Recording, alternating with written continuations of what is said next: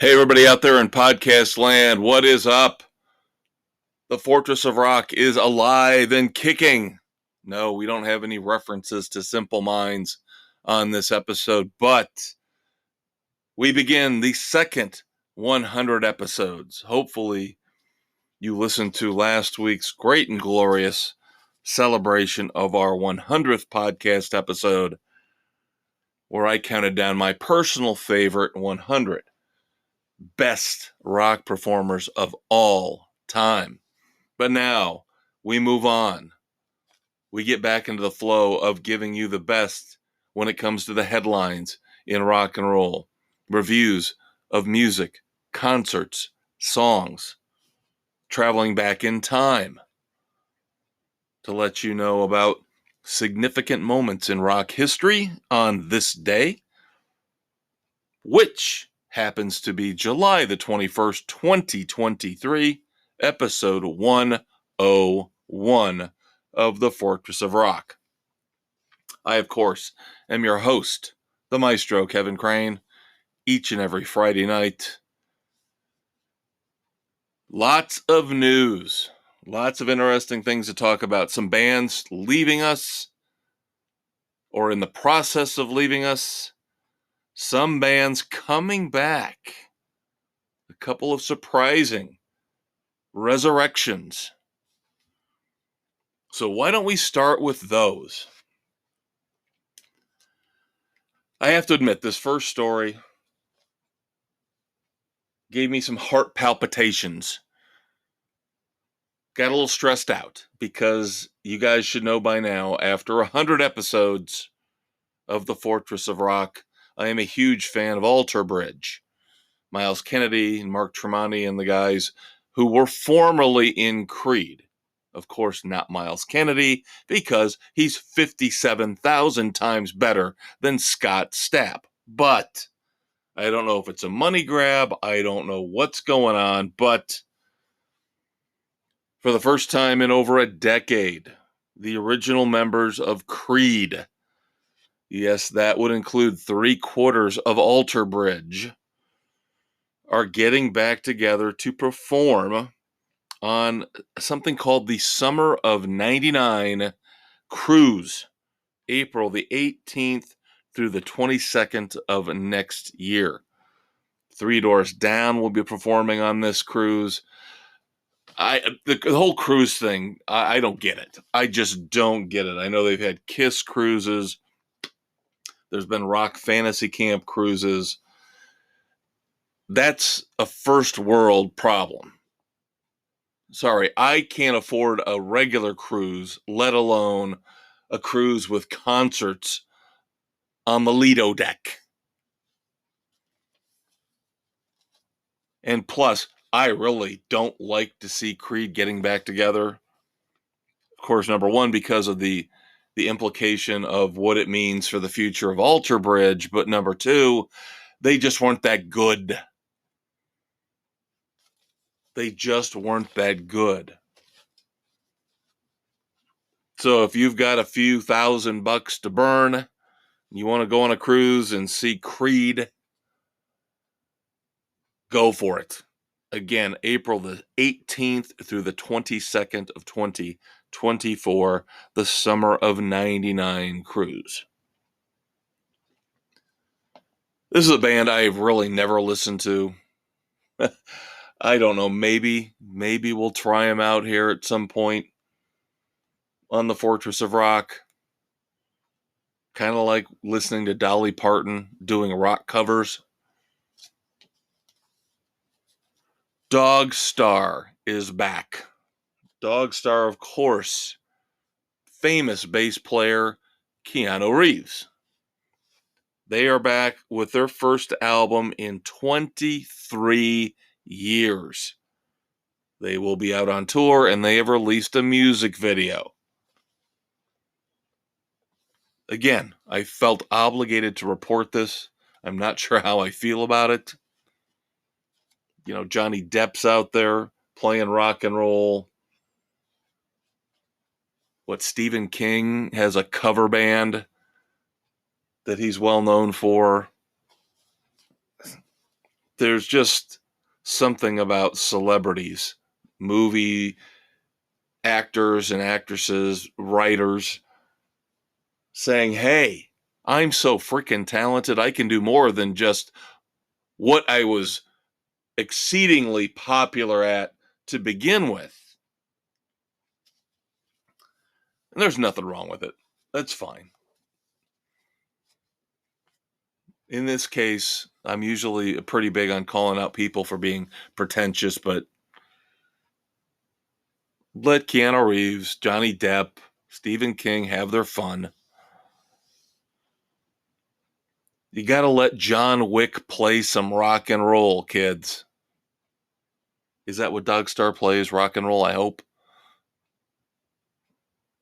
Pop rock, whatever it is. Again, maybe I will listen to it at some point. All right, let's talk about some bands that are going away. We talked about Mr. Big's farewell tour, and it has begun overseas in China this past Sunday, July the 16th. Mr. Big began their farewell tour. Again, la-di-frickin-da. Was never a huge fan of Mr. Big. Couple good songs, but not the legendary rock band that they seem to think they are or were. Now, a rock band that is legendary, even though I don't like them all that much. The Grateful Dead offshoot, Dead and Company. Sorry, again, I'm cheap. I don't have a cough button. Dead and Company played their final show again this past Sunday, July the 16th at San Francisco's Oracle Park. Phenomenal drone light show is my understanding. Of course, John Mayer is now part of this Dead and Company offshoot. Honestly, kids, I will admit the Grateful Dead as a very weak spot in my rock and roll knowledge. I think I know 3 or 4 Grateful Dead songs, and that's it. Even though I like Dave Matthews Band, Pearl Jam, I just never got into the hippy-dippy jam band stuff with the Grateful Dead. And if you missed them, too bad. It's over.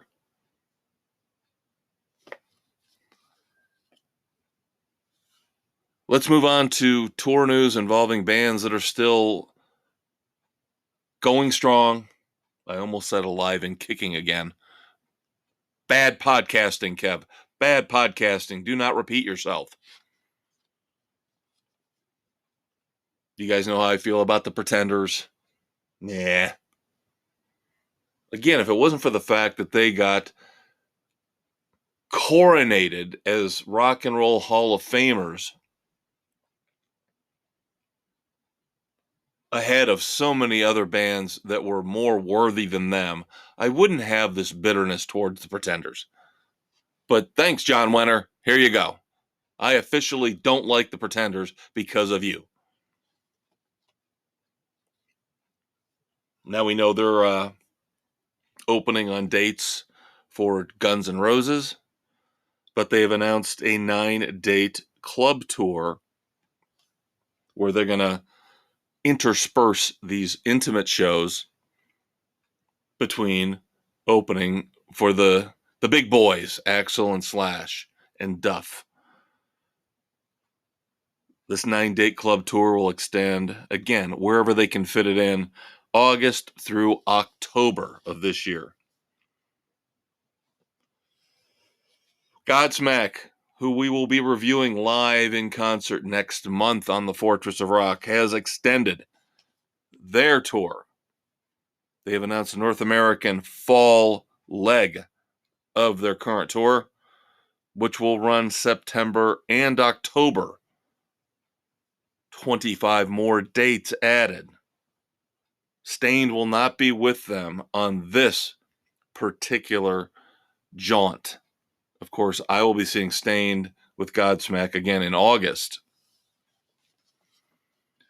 Varying opening acts. Nothing exciting to report, in my opinion. Outside of Godsmack, of course. Godsmack's awesome. September and October, 25 more dates. Go check out Godsmack, Sully Erna, and the boys. The dual drum battle that they have, that's a tradition at every show, is phenomenal. Yes, Sully Erna plays drums, and he kicks butt.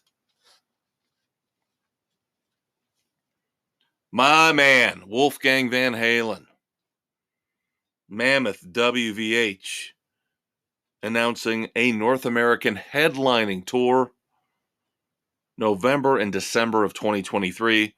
25 dates opening for them.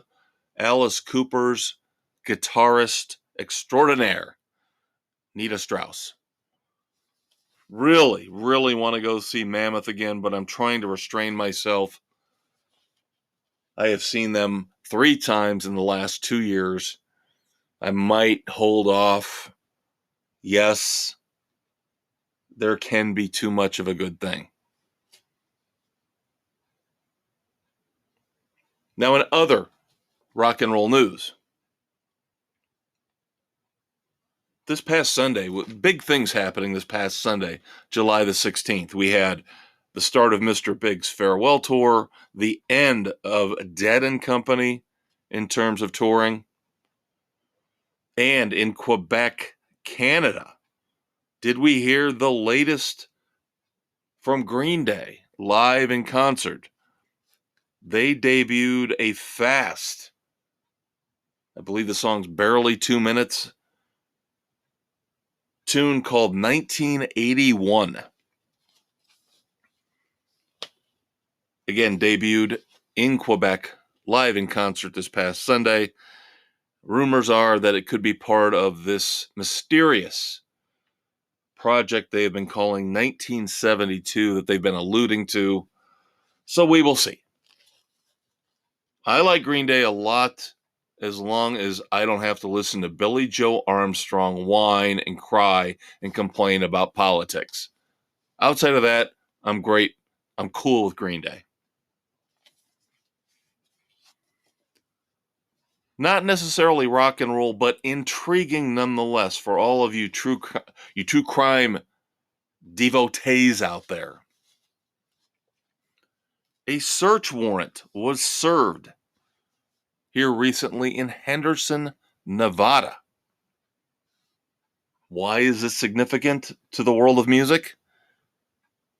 Because rumors are it is connected to the unsolved 1996 fatal shooting of one Tupac Shakur.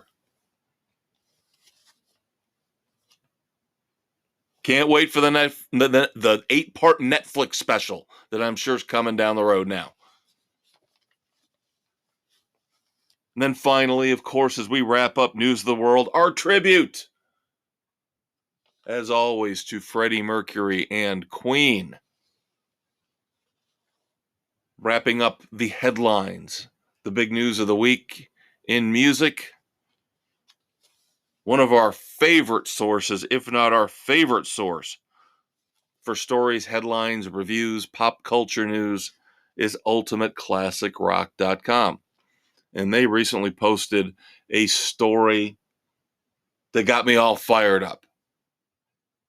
That was opposed to the news that I led this segment off with, where I almost had a heart attack because, in a bad way, because Creed was getting back together and I was scared to death about the breakup of Alter Bridge until I found out it was just a one-off cruise deal. Hopefully that's all it is. Mark Tremonti, you better not abandon my man, Miles Kennedy, one of the most brilliant, talented rockers out there right now. He'll do fine without you. You will not do fine without him. How dare you, if you're even thinking, if you're even entertaining the thought of going back to Scott Stapp. But the big news, that Ultimate Classic Rock had for us Van Halen fans. They tracked down 25 rarities, unreleased Van Halen songs available on YouTube. Guess what the Maestro is doing this coming weekend after he gets back home from seeing Foreigner and Loverboy? Yeah, you got it. Saturday, I am spending all my time on YouTube tracking down all these Van Halen songs. Now, I'm sure I've heard some of them. But now, according to the article, these 25 songs do not include, there's like an addendum to the story. Because we all know the last Van Halen album, which was phenomenal. And by the way, shame on Spotify. Shame on Spotify for not having a different kind of truth on their service anymore. I would love to know the reasoning behind this. I think the first two singles are still available, Tattoo and She's a Woman. Outside of that, the album is not available on Spotify.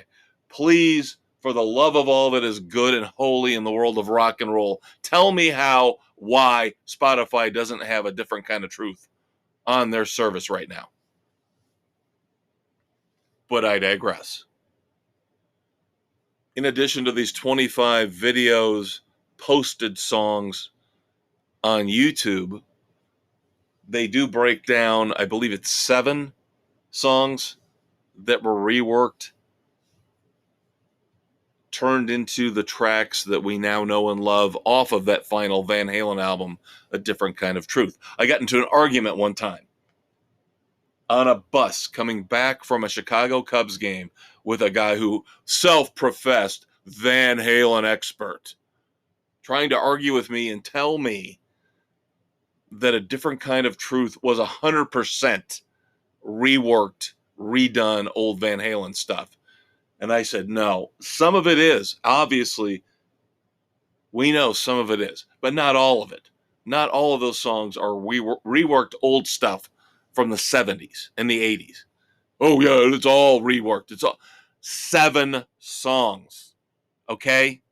7 songs were reworked.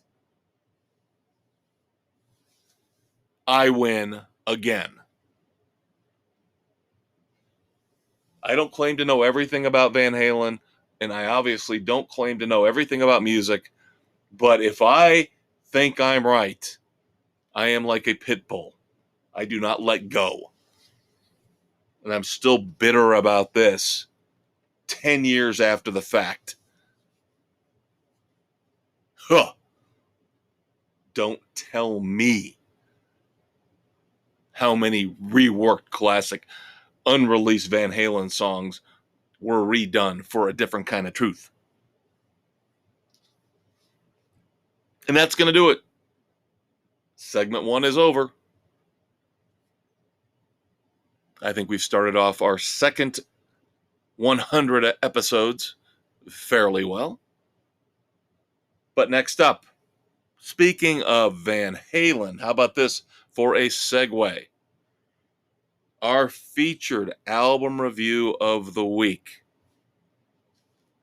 The 40th anniversary of the Starfleet Project Sessions, featuring Brian May of Queen and the great and glorious Edward Van Halen, Alan Gratzer, drummer for REO Speedwagon. We will get into it more in breakdown. Quick promo break. I'll be right back. Thank you so much for tuning in to the Fortress of Rock podcast with me, the Maestro, Kevin Crane. Of course, that was segment 1, The News of the World, our tribute to Freddie Mercury and Queen, where we look back at the past week in rock and roll and all the news and all the controversies that you deserve to know about.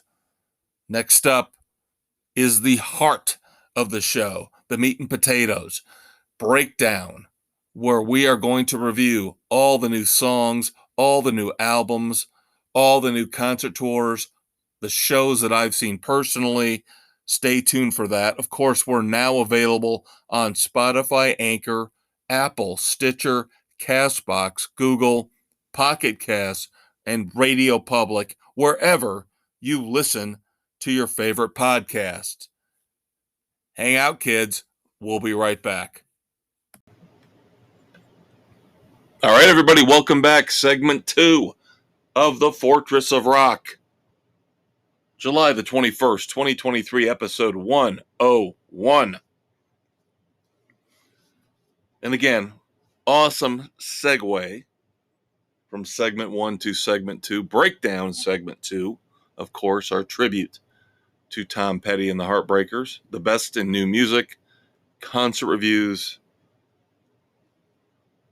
We ended segment 1 talking about all of these glorious, unreleased songs from the early days of Van Halen, for the most part.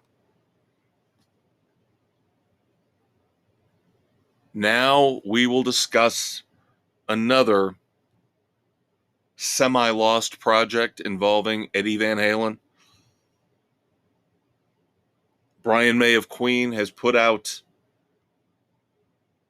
a couple different versions of the Starfleet Project sessions. Single CD, and then, of course, a box set. I don't know how you can stretch basically what amounts to a 3-song EP into a box set, but he's done it.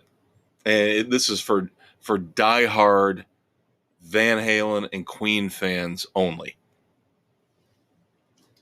Now, Starfleet was this kind of cheesy Japanese kids show in the spirit of Thunderbirds. If you're of my generation, you know what I'm talking about. And Brian May's kid was Netsi Cuckoo Gaga over Starfleet. So he basically bothered, chided, pestered his father into trying to re-record, to do his own take, his own version of the theme from this show, Starfleet. So he gathered together some of his friends, and it turned into a short-lived but fantastic supergroup.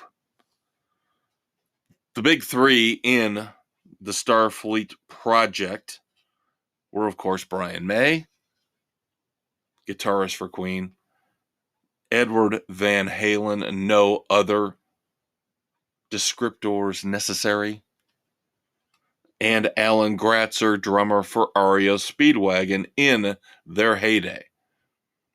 Joined by Phil Chen and Fred Mandel, those 5 gentlemen made up what is now a semi-legendary supergroup, Starfleet, the Starfleet Project, the Starfleet Session. So, what I'm reviewing is the single disc version. I have delved into, being an Eddie Van Halen fanatic, delved into some of the box set. And again, this was initially, way back in the 80s, a 3-song EP. The song Starfleet, of course, which we've just discussed. A song called Let Me Out, which is more of a traditional bluesy rock song with Brian May singing lead vocals, and then a long, all-out jam, no vocals, kind of a tribute to Eric Clapton called Blues Breaker. So those 3 songs together, again, give you an EP, gives you about 25, 28 minutes of music. But now this new version, the 40th anniversary CD, throws in a couple interviews from the radio. Yes, the radio kids with Brian May. speaking with Cynthia Fox, and then, of course, the legendary Bob Coburn of Rockline. Again, my generation knows who I'm talking about. They throw in a couple live tracks. No, Edward Van Halen not featured on these live tracks. This is more of a Brian May piecing together a band, doing a live version of Let Me Out, couple different versions of We Will Rock You, regular and fast, and then a different version of the Starfleet theme. So now, not technically going to go track by track. I just told you the 9 tracks. And I'm not going to review interviews. Sorry. But overall, this is fun. If you've got Spotify, you got Pandora, you find it on there, you want to listen to the first 3 songs, I think for the most part, that's where you should stop. Now, what I would do, though, I would switch it up a little bit. I would take the final song on the 9-song CD and flip it. The longer song, the longer version of Starfleet is much better than the radio edit that kicks off the album. So I would play the extended version of Starfleet, the full version, then Let Me Out, then Blues Breaker. That gives you the best idea of what you're dealing with here. And of course, they're having fun. You can tell they're having a blast. In one of the interviews featured on the CD, Brian May talks about how on that longer version of Starfleet, they wanted to stop a couple times, and Edward Van Halen, Eddie would not let them. Eddie would not let them. He just started things up again. And I can tell you for sure, there is at least one spot where it's blatantly obvious on that extended full version of Starfleet where you can hear the drummer, Alan Gratzer, trying to finish things up, and Eddie just keeps going. In a very subtle way, but he just keeps going. So again, this is just a fun little visitation back to the heyday of a brief supergroup. And I'll be honest with you, I don't remember Starfleet. And that was my heyday. That was my wheelhouse of rock and roll knowledge, was the late 70s, early 80s. And I just don't remember Starfleet at all. So when Brian May started talking about this and talking about a 40th anniversary reissue, very intriguing for me. And it, again, just fun. Had to hear some Eddie Van Halen that I'd really never gotten to listen to before. So that in and of itself brings me joy and pleasure. Now, as I mentioned, there's a box set version, and that is for the absolute diehard fanatics out there. Multiple takes on the Starfleet song. Some of them are fun. You can hear Eddie Van Halen noodling around, and I swear I believe it's the first take for the song Starfleet, you can hear him playing the riff to Top of the World. I'm telling you, call me crazy. That's how that take of Starfleet starts off, with Eddie playing that riff that would come to become a huge hit for the incarnation of Van Halen, of course, with Sammy Hagar as lead singer, pretty much a decade later. And I give Brian May credit for doing this. He sings lead vocal on Starfleet, What Little Lyrics There Are, and then he sings Let Me Out. I could have heard in my mind, my rock and roll mind, I could hear Freddie Mercury singing those two songs. Because Starfleet is basically an alternate version of Flash Gordon, the theme song from Flash Gordon. Boy, would that have been something, though. Pare it down. Not trying to say anything bad about Phil Chen or Fred Mandel, but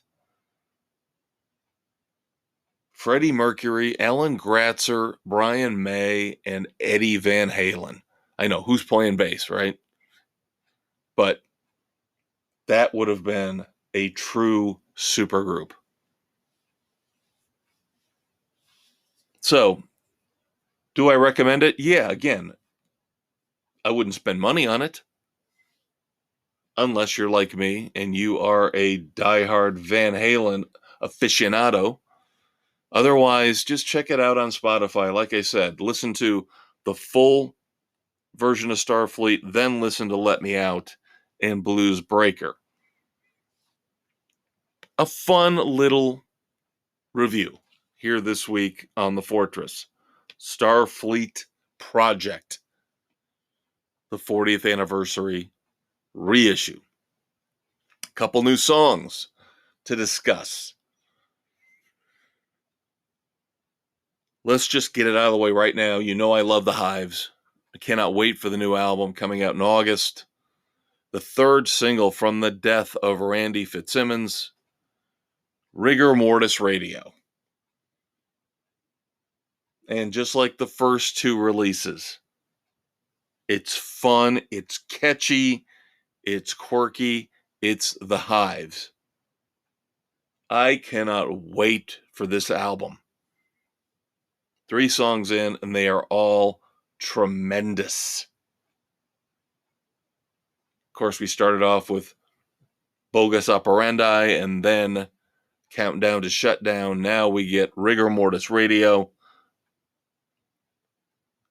I'm still going to stick by my guns for now and say that Queens of the Stone Age in Times New Roman is still halfway through the year the frontrunner for the album of the year here on the Fortress of Rock. But the Hives are really starting to build some momentum. Check out Rigor Mortis Radio. Now, they don't have a fancy video for it like they put out for the first 2 songs. So, be prepared for that. And then finally, we move on to the Struts. The Struts, like Dirty Honey, who we will talk about here in a little bit. One of those bands that's supposed to be the next generation of rock and roll. They're going back to the roots. They're going back to the 70s style rock and roll that we all know and love. Little bit of pop, little bit of disco, little bit of everything. But you can hear it when you listen to Dirty Honey and the Struts. You can hear they are paying homage to all the bands that we loved in the 70s and the early 80s. Now, I am not as high on the Struts as some other people. I don't hate them. I've seen them in concert twice. They're fun. They're energetic. Just not really my cup of tea. I like Dirty Honey a little bit more. The Struts are a little too polished, feel a little too structured and formulaic. Lead singer, obviously trying to be Freddie Mercury. But you have to give him credit. You have to give him props. Again, for trying to keep the spirit of older rock and roll, an old style of rock and roll alive. You got all those bands out there like Disturbed and Five Finger Death Punch who just, they just want to scream until the paint peels off the walls. And that's just not something that I enjoy. This is more my speed. But again, I can take the Struts, I can leave the Struts. I'd probably lean towards taking them. And their new song, Too Good at Raising Hell, perfect example of how I feel about this band. Too Good at Raising Hell is the great example of a song that is listenable, catchy, well done, well sung, well performed, but doesn't seem to have a lot of heart behind it. It's glossy, it's manufactured. Now, I've got a friend who went to see the Struts recently. I haven't seen them for a year or two at least. He saw them recently, and he told me they played this song live, and it is much, much better live than the kind of sterile take you get if you listen to it on Spotify or Pandora, wherever you stream your music. But again, it's a solid, competent song. Check it out. I will say check everything out this week. Don't buy anything until the Hive's new album comes out. But the Hive's Rigor Mortis Radio, great. The Struts, Too Good at Raising Hell, solid, decent, worth a listen. Maybe you'll like it more than me. And then finally, of course, our nostalgia trip. Going back to the 80s with Brian May and Eddie Van Halen for the Starfleet Project Sessions. But that is going to do it for segment 2. Breakdown is over. Next week, spoiling a little bit from segment 4. I've been talking about it for weeks and weeks. Foreigner and Loverboy kick off 6 straight weeks of live music reviews. But we'll talk more about that in segment 4. Quick promo break. Doc Brown and I are heading out to the garage, dropping the drawbridge here at the Fortress, heading out into the rock and roll time stream in the DeLorean to discuss classic moments in rock and roll history. Give me 1 minute. I will be right back. All right, now that we've looked at the current state of music in our breakdown segment, it is time to climb into the DeLorean and travel back in time to look back at moments in rock and roll history, birthdays, deaths, anniversaries of song and album releases. It is time for I Wanna Go Back, our tribute to Eddie Money. Stay tuned. And as always, we're on Spotify, Anchor, Apple, Stitcher, Castbox, Google, Pocket Cast, and Radio Public, anywhere where you listen to your favorite podcasts. All right, everybody, it is time for segment 3. I know a lot of you out there find this to be the best segment each and every week. Those of you who want to go on a nostalgia trip with Doc Brown and I in the Rock and Roll DeLorean and discuss what happened on this day in rock and roll history. This day would be July the 21st. Here, episode 101 of the Fortress of Rock. But before Doc Brown drops us out of the rock and roll time stream and we start looking in and discussing these classic moments and birthdays in rock and roll history, it is that time we have got to take care of business. Number one, you found us somewhere, somehow you're listening to us, but you have options. We all want options. I mean, my God, look at the options you have at Taco Bell or McDonald's or Wendy's. You have options. You can listen to The Fortress of Rock on Spotify, Google, Radio Public, Pocket Casts, Apple, Overcast, Castbox, Amazon, Audible, iHeartRadio, and for another month or so, before it fades into the sunset, Stitcher. Really sad to see Stitcher go. Don't forget to check out the Facebook page. As always, Weekend Rock Project posted here right around the same time as the podcast episode each and every Friday night. This week, of course, in tribute to the first live show here of 6 consecutive weekends of live shows, we ask for your favorite songs from Foreigner and Loverboy. Not going to tell you mine. You're going to have to check it out on the website, on the Facebook page, to find out which songs I picked as my favorites from Foreigner and Loverboy. And of course,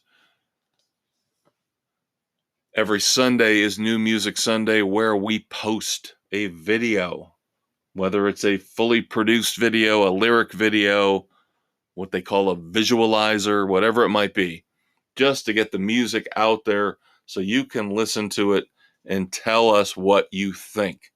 And I am not sure yet what we're going to put out there for New Music Sunday here this coming Sunday.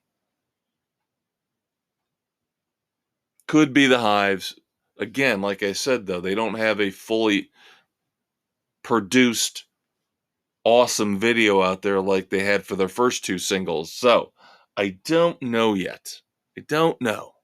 Last weekend was Dirty Honey. And we'll talk more about Dirty Honey in the 4th and final segment. Also, we mentioned Ultimate Classic Rock at the beginning of the show when we talked about that great story they posted about those 25 unreleased rarities, never before heard Van Halen songs floating around out there on YouTube. Ultimate Classic Rock, one of 3 main sources that we use here on the Fortress to give you your headlines in rock and roll in segment 1, and here the historical dates and birthdays in I Want to Go Back. Of course, I Want to Go Back are tribute to the late, great Eddie Money.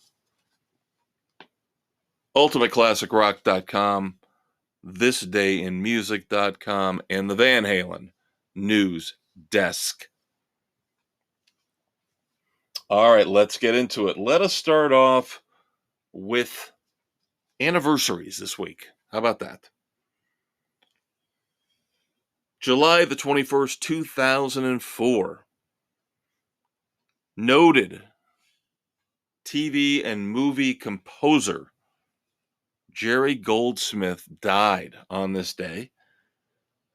You might know him best for putting together the music for the movies early on in the Planet of the Apes series, the TV show The Man from U.N.C.L.E., and probably most famously, the original series of Star Trek. July the 21st, 1994. A band, I know some friends of mine who just love this band. And they had their little moment in the sun here in the United States with the album What's the Story? Morning Glory. Of course, hit singles like Champagne Supernova. But really never connected here in the U.S. I tried to get into them. They were okay. But again, I know friends who are fanatical about Oasis. Oasis, of course, famous for the brothers, the infighting, the bickering, kind of like the Black Crowes, throwing punches, haymakers, getting in fights before, during, after shows. The Gallaghers, Liam and Noel. Again, Oasis, very small but loyal fan base, I guess, is the way to put it, here in the States. Of course, overseas in Great Britain, massively popular, hugely popular.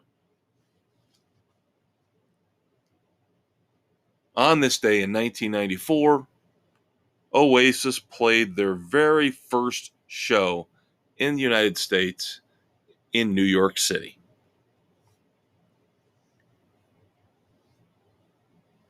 July the 21st, 1987. Now, we just mentioned last week the passing of the cover artist for this ridiculously popular, influential album. One of the greatest albums of all time. In my opinion, overplayed, but you cannot deny the greatness of this album. Kind of like Back in Black. Kind of like Pyromania. Influential beyond belief. Again, heard the song so many times, over and over and over again. Maybe some of the luster has come off the album. But again, we talked about the death of the cover artist, and now this week we celebrate July the 21st, 1987, the release of Guns N' Roses' debut album, Appetite for Destruction.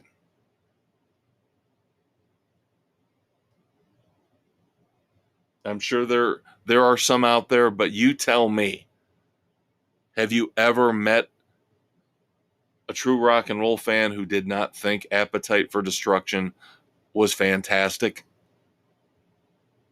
I have never met anybody who said, it's all right. It's got a nice beat, but I can't dance to it. This is not like Nirvana. Nirvana is a lot more polarizing. You will find people, when it comes to Nevermind, myself included, who say, not worth all the hype and buildup. But I have never heard anybody say anything like that about Appetite for Destruction.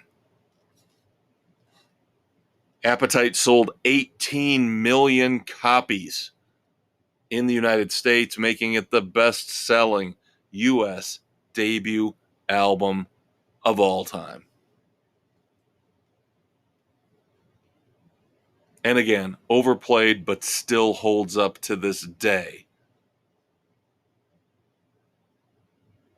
I just don't want to hear Sweet Child of Mine for maybe 5 years. You know, could we just moratorium? Please, please. And finally, in anniversaries, before we move on to birthdays, July the 21st, 1973, the number one single in the United States was Bad, Bad Leroy Brown, baddest man in the whole damn town. Tragically, the man that sang that song, Jim Croce, died 3 months later.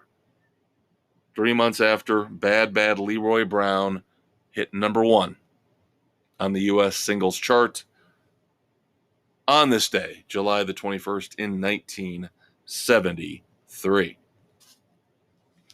All right, birthdays. July the 21st, 1961. Another band that I really never got into, but has a small, devoted following, and that would be Faith No More. Their guitarist, Jim Martin, born on this day in 1961. The sad tale of Howie Epstein, born on July the 21st, 1955. Most of us remember him as the replacement, the second bass player for Tom Petty and the Heartbreakers after Ron Blair. Of course, Howie Epstein unfortunately became a statistic, became a stereotype of rock and roll excess, overindulging in drugs, leading to his death. Howie Epstein, born on this day in 1955. Again, this isn't my cup of tea. This is maybe some of you out there, you hippy dippies, get into this guy. Born July the 21st, 1948. He used to be known as Cat Stevens. Now, of course, Yusuf Islam, whatever you want to call him, I say meh. To quote that idiot David Crosby talking about Eddie Van Halen. July the 21st, 1946, Herman's Hermits. Great band from the 60s. Their drummer, Barry Whitwam, born on this day in 1946. And then finally, wrapping up, I want to go back. July the 21st, 1931, the birthday for one Plas Johnson. Who, you might ask? Maestro is Plas Johnson. Pretty much very, very famous for one little snippet of music. He played saxophone.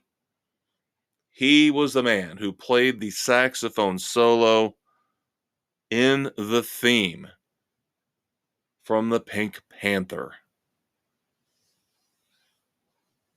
Nice gig if you can get it. One little solo, and you're a marked man in rock and roll history forever and ever. That was the dude who played that killer sax riff in the theme from the Pink Panther. All right, segment 3 is over. It's done. Doc Brown and I heading back to the garage here at the Fortress of Rock, but we're not done yet. One last segment left. As you all know, have to look forward to the next month or so, discuss what's coming up in the next few episodes of the Fortress of Rock, songs, concert reviews, albums, one last promo break, and a few more minutes of me, the Maestro, coming up for you. Stay tuned. Well, we hope you enjoyed our trip back in time, looking back at the anniversaries, the classic moments in rock and roll history. But of course, the DeLorean works both ways. So now we have to move forward. The last segment here, as always, on the Fortress of Rock with me, the Maestro Kevin Crane. Spotify, Anchor, Apple, Stitcher, Castbox, Google, Pocket Casts, Radio Public, wherever you listen to your favorite podcasts. It's all about the future. What's coming out here in the next month or two? What songs? What albums? What concert tours? That's why we call it Wrap It Up. Thanks to the fabulous Thunderbirds. Thanks to you for hanging out. Here comes our final segment. All right, you know what time it is. Tribute time for the fabulous Thunderbirds. It is Wrap It Up here, the fourth and final segment here on the Fortress of Rock, episode 101, July the 21st, 2023, with me, the Maestro Kevin Crane, and you, whoever you might be. Glad to have you aboard. Glad to have you around for the first 100 episodes of this podcast, with at least another 100, 200, 300, 400 more to go. So wrap it up, of course. We talk about what you've got to look forward to in terms of reviews in the breakdown segment in the coming weeks and months. And I have alluded to it. I have talked about it, yelled about it, screamed about it. Starting next week, episode 102, July the 28th, we start 6 straight episodes, 6 straight weekends of live music reviews. Next week, Foreigner and Loverboy. You know this. We've talked about this ad nauseum because this is the first one. In addition to Foreigner and Loverboy, we're maybe thinking about diving back into that massive 3-act, 3 CD project from the Smashing Pumpkins, Autumn. The first act, the first disc was so underwhelming. But if we're going to give you a fair review when we go to see them in concert in September with Rival Sons, gotta digest this album. Gotta force it down, kids. Just like your green beans and your broccoli when you were 6 years old. You force it down. Otherwise, you don't get to eat the steak and the mashed potatoes, and you don't get dessert. How can you have any pudding if you don't eat your meat? Oh, God, I can't believe I just quoted that idiot.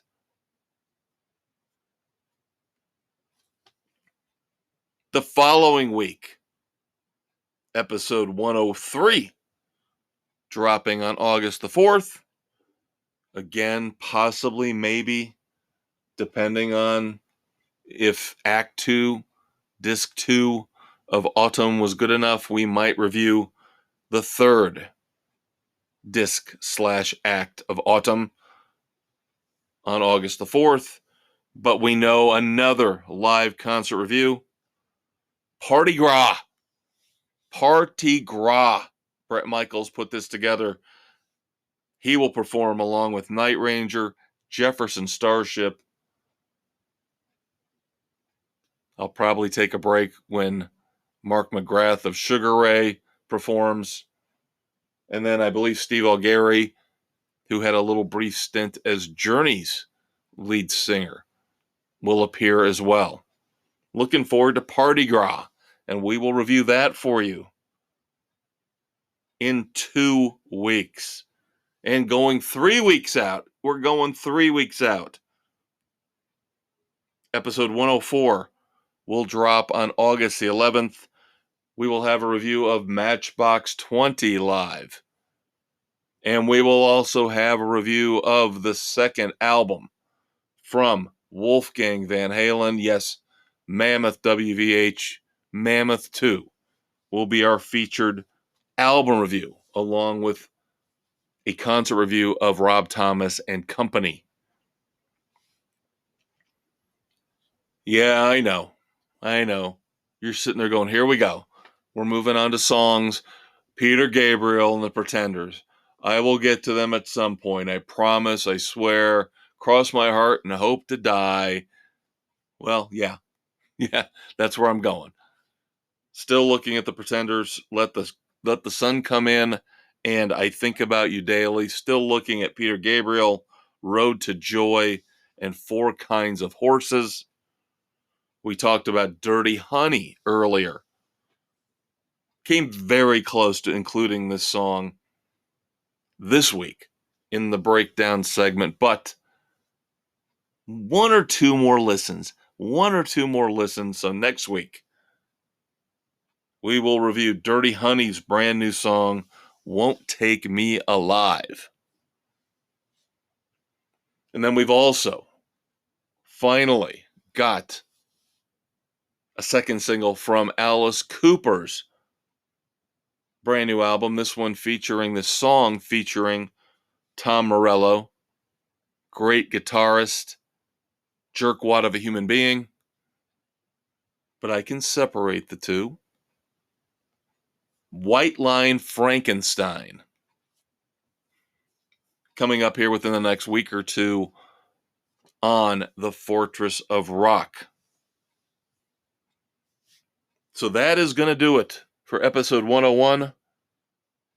Here, July the 21st, 2023. I'm heading out to see a live rock and roll show. Cannot wait. I've seen Foreigner once before. I've seen Loverboy once before. This is the kind of concert that, if it doesn't cost a ton of money, and of course, I've bragged about these lawn passes, hopefully the weather will cooperate throughout most of these shows. But Foreigner and Loverboy is like a no pressure show. You know what you're going to get. You know the songs you're going to get. They don't have any new music out. They're going to play hits. All the hits, all the songs you know. Now, sometimes that's good. Sometimes it sucks. But in this case, I'm not buying a shirt. I've already got a Foreigner shirt. Loverboy usually doesn't really have good concert shirts. Don't ask me why. Party Gras next weekend. Maybe. Again, depending on the styles. Another band that's going to be at Party Gras, talking about bands that don't usually have great concert shirts, because I am a concert shirt aficionado. I probably have about 75 concert shirts. Night Ranger never really put out a great concert shirt. And you guys know I love Night Ranger. I love them. But they never really put out a great concert shirt. They put out generic. You go to the booth, the stand, when you go see Night Ranger, and they're just generic. Not half the time, most of the time, they don't have tour dates on them, which is a major faux pas with me. Very, very rarely have I ever bought a t-shirt at a concert that did not have tour dates on it. Once or twice, maybe. I did with Living Color, did it with Alter Bridge. But now with Alter Bridge, I already had a shirt from another tour that had dates on it. So I was okay. I was okay with buying on the last tour, the Pawns and Kings tour, because the shirt was just awesome, even though it didn't have tour dates on it. But 95% of the time, I need tour dates. Loverboy never has great shirts. Night Ranger doesn't have good shirts. So we'll see. We'll see what happens down the road. Matchbox 20, I don't see. This could be a long drought for me in terms of buying shirts. But the good thing is that's, again, a no pressure situation for me. I don't have to worry about wasting time, standing in line, spending 40, 50 bucks. I can just relax, hang out with my friends, have a couple cheap beers, because I know where to find the cheap beer at the Ruoff Music Center in Noblesville, Indiana. As long as they haven't changed things, I know where to find cheap beer. Yes, cheap beer at a rock concert. That's why I'm the maestro and you're not. But enough. Enough with my ranting and raving. I'm getting excited thinking about a concert, energy level building up, building up. I hope you guys have a phenomenal weekend. Maybe you're seeing a live show. I hope that you are, and I hope you enjoy it. Again, no pressure this weekend for me. Foreigner and Loverboy, just going to lay back, enjoy the hits, have some fun. You guys have fun as well. Love the one you're with. We will check you out again here on the Fortress of Rock in 7 days. I am the Maestro. Peace out.